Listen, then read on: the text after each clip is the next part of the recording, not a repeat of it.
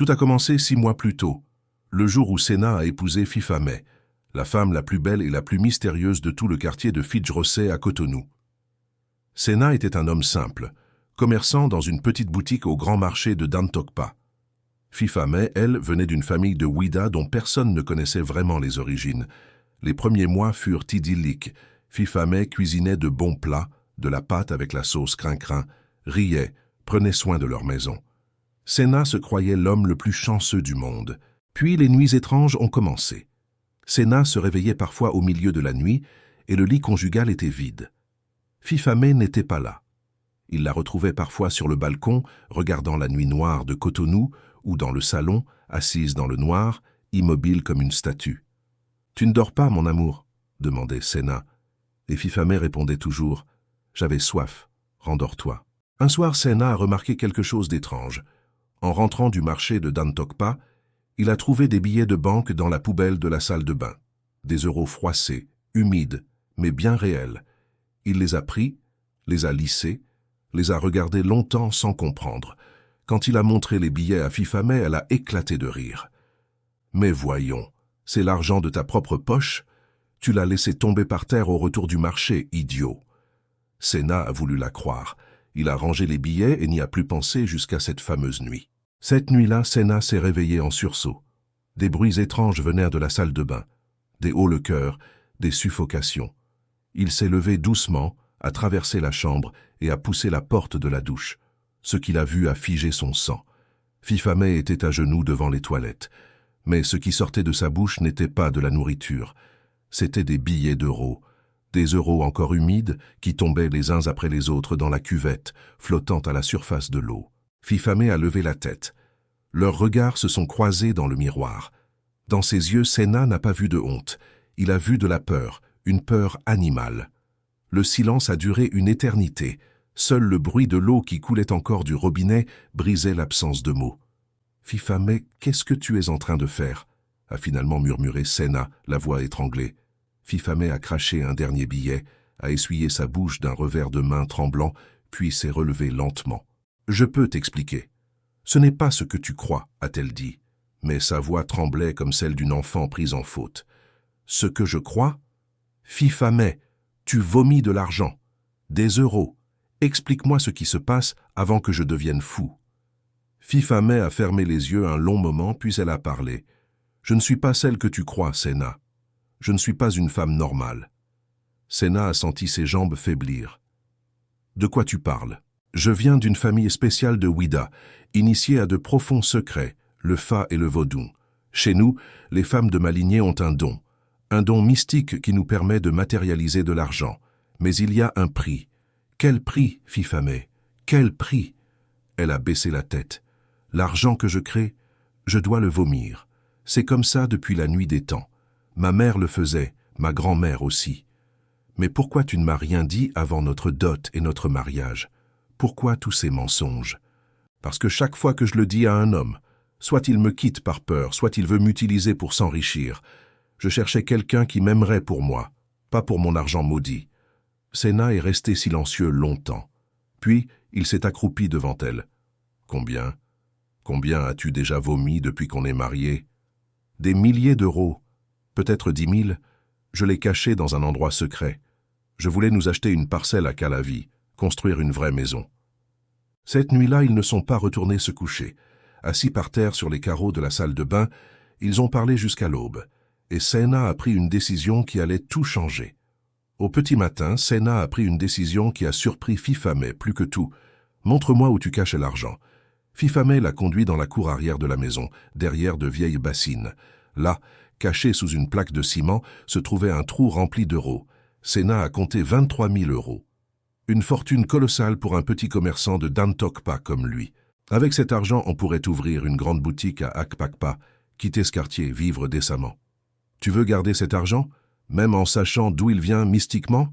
a demandé Fifameh incrédule. « Tu es ma femme, cet argent vient de toi. Si ton cœur est propre, cet argent est propre. On va l'utiliser pour construire notre avenir. » Fifameh a fondu en larmes. Pour la première fois de sa vie, un homme acceptait ce qu'elle était sans la rejeter ni vouloir l'exploiter. Les semaines qui ont suivi ont été les plus belles de leur mariage. Sena a ouvert une grande boutique d'alimentation générale, et leur nuit était paisible. Mais le bonheur attire toujours le mauvais œil. Un jour, un homme étrange a commencé à rôder autour de la boutique. Le lendemain, c'est devant leur immeuble à Fitz-Rossey qu'il se tenait, immobile, comme s'il attendait quelqu'un. Fifamé l'a vu depuis le balcon. Son sang a glacé. Elle a reconnu les scarifications sur son visage.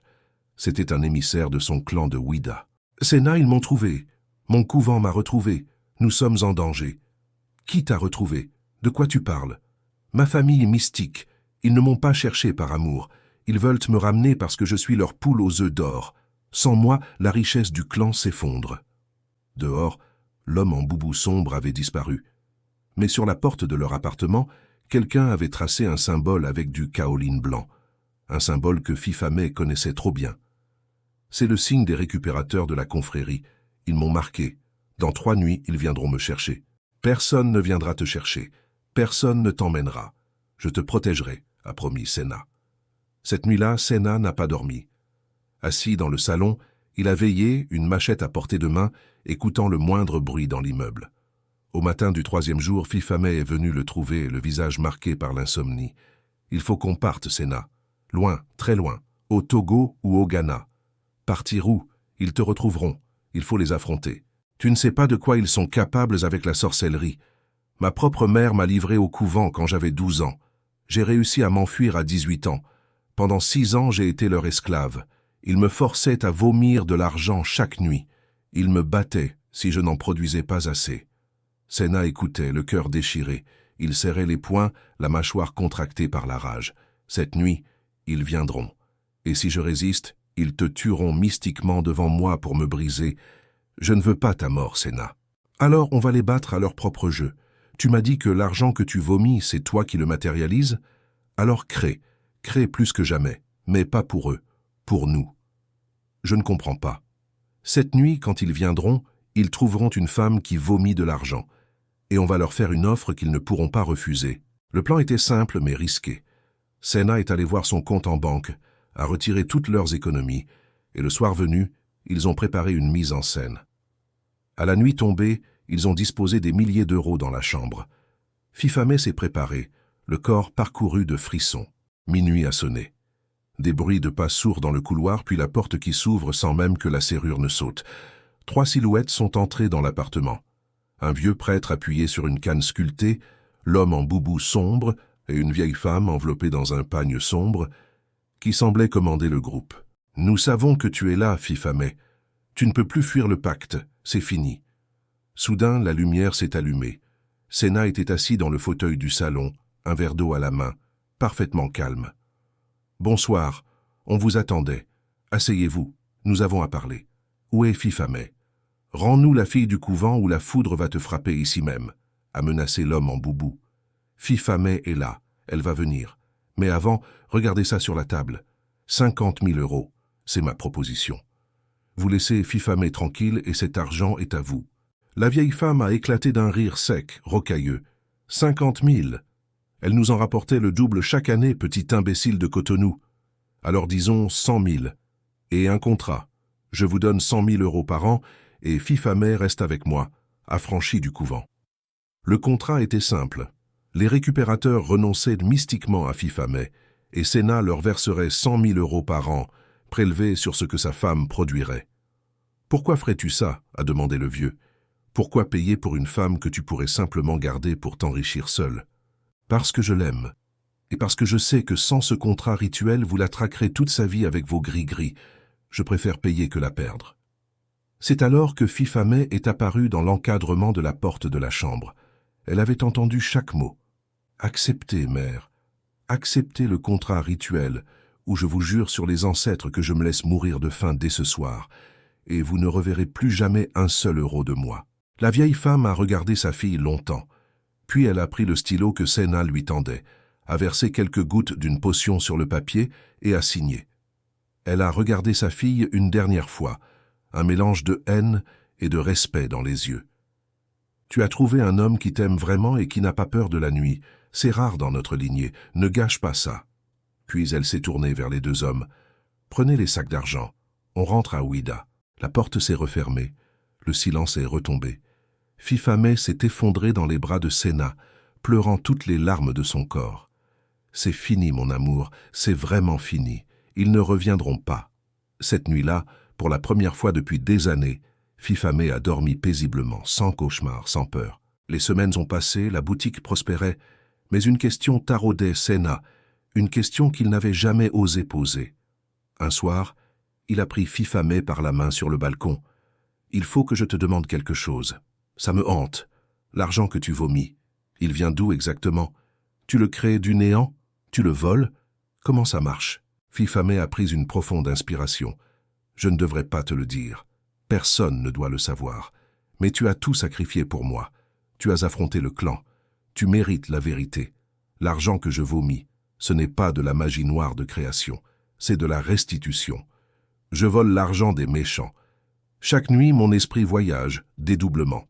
Il entre chez les trafiquants de drogue, les politiciens corrompus, les braqueurs, les cybercriminels, Gaiman, et je prends leur argent sale. Je le purifie dans mon corps et je le vomis propre. » Sena était abasourdi. « Tu veux dire que tout cet argent, comme il appartient à des criminels de ce pays? Je suis né avec ce don de justice mystique. Je ne peux pas voler l'argent des pauvres ou des honnêtes commerçants comme toi, seulement celui de ceux qui font le mal. C'est pour ça que ma famille me gardait prisonnière. Ils voulaient que je vole pour eux, mais moi, je ne gardais qu'une petite partie pour survivre. Le reste, je le donnais en secret aux orphelinats. » Sena est resté silencieux longtemps, digérant cette révélation. Sa femme était une sorte de justicière mystique, volant les riches corrompus pour redistribuer aux pauvres. « Est-ce que tu as déjà volé quelqu'un d'honnête? » « Jamais. Je ne peux pas. C'est la loi de mon don rituel. Si je vole un innocent, je meurs dans d'atroces souffrances. Ma mère en a fait les frais. »« Ta mère? Que lui est-il arrivé? » Un jour, ma mère a volé un commerçant honnête du marché Zongo pour aider ma grand-mère malade. Elle a cru que l'amour familial la protégerait du rituel. Le lendemain matin, on l'a retrouvée morte, le corps raide, des euros plein la bouche. Sena a serré sa femme contre lui. « Je suis désolé. Je suis désolé que tu aies vécu tout ça. Maintenant, tu sais tout, Sena. Mon passé, mon fardeau, mon clan. Si tu veux me quitter parce que c'est trop lourd, je comprendrai. » « Te quitter, Fifame. Tu es la femme la plus extraordinaire que j'ai jamais rencontrée au Bénin. Tu voles les méchants pour aider les pauvres. Tu es mon héroïne. » Cette nuit-là, ils ont fait l'amour comme jamais, et pour la première fois, Fifame n'a pas eu honte de sa nature. Les mois ont passé, leur vie était belle, jusqu'à ce matin où Sena a ouvert la boutique et a trouvé une enveloppe glissée sous le rideau de fer. La lettre ne contenait qu'une seule phrase écrite en lettres capitales. « Nous savons qui est ta femme. Nous savons d'où vient son argent. Rendez-nous notre part ou nous parlons à la police républicaine. » Sena est rentré précipitamment à la maison en Zémidjan. Fifame lisait une copie de la même lettre qu'elle avait trouvée sur le balcon. « Qui peut bien savoir, à part ta famille, à Ouida ?» a demandé Sena, paniqué. Fifame a pâli. « Il y a une personne, une seule, mon ex-fiancé, celui que j'ai fui avant de te rencontrer à Cotonou. Il connaît mon secret. »« Ton ex-fiancé? Tu ne m'as jamais parlé de lui. » « Il s'appelle Kofi. Nous étions fiancés il y a 5 ans. Il a découvert mon don et a voulu m'exploiter pour devenir riche comme un gayman, pire que ma famille. Je me suis enfui la veille de la dot. »« Mais pourquoi ne m'as-tu jamais parlé de lui? Pourquoi encore des secrets? » »« Parce que j'avais peur. Peur que tu me rejettes comme les autres. Peur que mon passé détruise notre bonheur actuel. » Le silence est retombé. Lourd, étouffant. Sena regardait sa femme comme s'il la voyait pour la première fois, blessée par ce mensonge, par omission. Puis, sans un mot, Sena a pris sa veste et est sortie. Fifame est restée seule, le cœur brisé, persuadée qu'elle venait de le perdre. 3 heures plus tard, Sena est revenue. Dans ses mains, un document froissé. « J'ai retrouvé Kofi, » a-t-il dit d'une voix fatiguée. Je lui ai donné tout l'argent qu'il demandait pour se taire, 20 000 euros. En échange, il a signé ce papier devant un homme de loi. Il disparaît de nos vies pour toujours et quitte le pays. « Tu as fait ça pour moi? Après tout ce que je t'ai encore caché ?» a sangloté Fifame. « Je t'aime, Fifame, pas malgré ce que tu es, mais à cause de ce que tu es. Mais à partir de maintenant, plus aucun secret. Promets-moi, plus jamais de secret de ce genre. Je te le jure sur ma vie. » a-t-elle murmuré en l'embrassant. Un an plus tard, leur boutique d'alimentation était devenue une chaîne de 3 grands supermarchés à Cotonou et Calavi. Mais ce n'était pas leur plus grande fierté. Leur plus grande fierté, c'était la fondation qu'ils avaient créée. Une association qui aidait les enfants des rues et les marchés, financée anonymement chaque mois par des dons mystérieux en euros. Car chaque nuit, Fifamé continuait sa mission. Voler les riches corrompus et les criminels pour donner aux pauvres. Mais désormais, elle ne le faisait plus seule dans l'angoisse. Sénat ne voyageait pas avec elle en esprit, mais il veillait sur son corps endormi, la protégeait des mauvais esprits, et l'aimait. Il était devenu son gardien, son roc, son bouclier. L'amour véritable n'est pas celui qui ignore les secrets ou le passé sombre, mais celui qui les affronte, les accepte et les protège. Car une femme qui vole les méchants pour nourrir les pauvres n'est pas une criminelle aux yeux de Dieu. Elle est la main invisible de la justice.